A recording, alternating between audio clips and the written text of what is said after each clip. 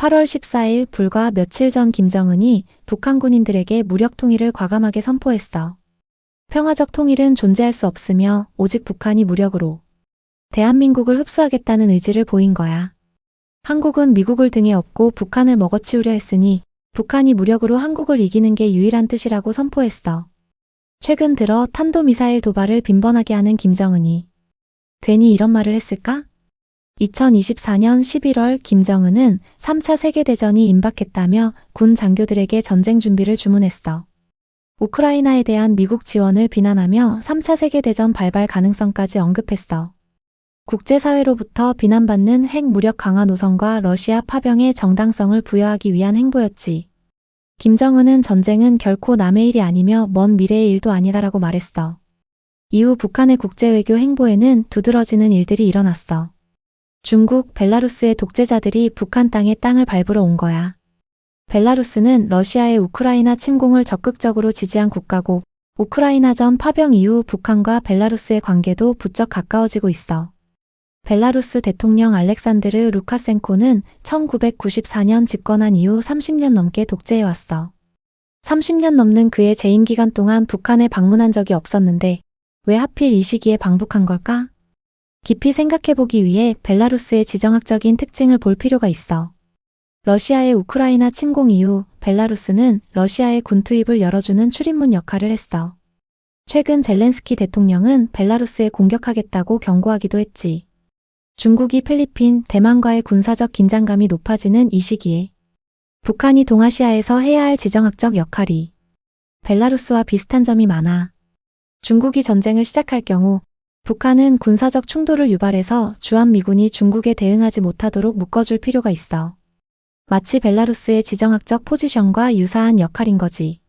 전쟁이 난무하는 이 시기, 벨라루스의 지정학적 역할과 북한의 역할이 유사하기 때문에 두 독재자는 처음으로 직접 마주보며 만나게 된 거야.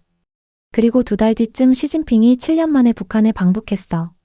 지난 7년 동안 방문하지 않다가 왜 하필 이 시기에 북한에 방북을 할까? 이건 우연이 아니야. 시진핑의 방북은 미국을 겨냥해 중국의 대북 영향력을 재확인하고 북중러 반미 연대의 결속을 과시하려는 성격이 짙어. 전쟁 준비에 진심인 두 독재자들의 대화 이면에는 군사적 연대를 통한 전쟁 준비 의도가 깔려 있어. 시진핑의 방북 2주 뒤쯤 6월 27일 중국과 러시아의 군용기 10대가 카디즈에 진입해서 대한민국 전투기가 출격하는 일이 있었어. 중국, 러시아가 북한과 밀착하는 이 시기에 군용기 10대가 돌아다닌 거야.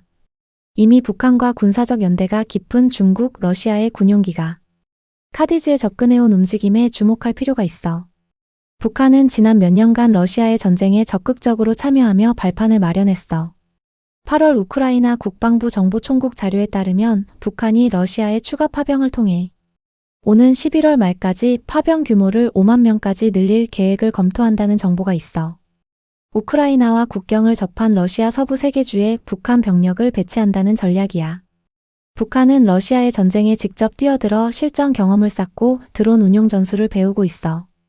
6월 20일 북한이 군사분계선 MDL과 바짝 붙은 90m 구간까지 철조망을 설치하고 지뢰 매립을 위한 불모화 작업도 MDL 약 10m 앞까지 진행한 것으로 파악됐어. 김정은이 MDL 일대를 난공불락의 요새로 만들라고 지시한 가운데 북한군이 예상보다 빠른 속도로 남하하고 있는 거야. 7월 9일 북한 노동당 중앙군사위 확대회의에서 정보 수집 및 공작 기구인 정찰정보총국의 기능을 확대하라고 지시했어.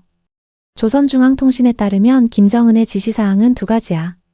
잠재적인 적수들의 정보를 수집하는 총국의 직능과 임무를 다각화하라.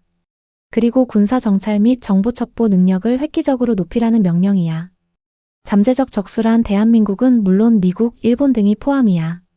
7월 20일에는 군사분계선 MDL 인근 북측 비무장지대 DMZ 일대에서 군사장비와 병력의 신속한 이동을 위한 전술도로가 잇따라 신설된 정황이 고해상도 위성사진을 통해 포착됐어. 8월 15일 광복절에 대한민국에서는 기괴한 현상이 나타났어. 송영공원에서 민노총이 전작권 환수 시위를 벌인 거야. 오후 2시쯤부터는 서울 종로구 송영공원 부근에서 민노총 주최로 8.15 전국 노동자 대회가 열렸고 집회 현장에는 민노총 소속 노조들의 깃발 수십 개가 걸렸어. 미국은 경제수탈 내정 간섭 중단하라. 침략 전쟁 경제수탈 미국은 나가라. 전시작전권을 환수하라. 등의 구호를 외치며 이날 민노총 집회에는 약 3,500명이 모였어. 민노총은 북한을 추종하는 종북 세력의 앞잡이야. 이 시기에 전시작전권 회수를 추궁하는 게 우연일까? 8월 16일 군 당국 등에 따르면 북한군 수명이 이번 주 동부전선 군사분계선 MDL을 침범해 군 당국이 경고사격을 했어. 북한군의 MDL 침범에 따른 한국군의 경고사격 대응은 올해 들어 처음이야. 전쟁 일보 직전의 한반도, 우리는 얼마나 준비되어 있을까?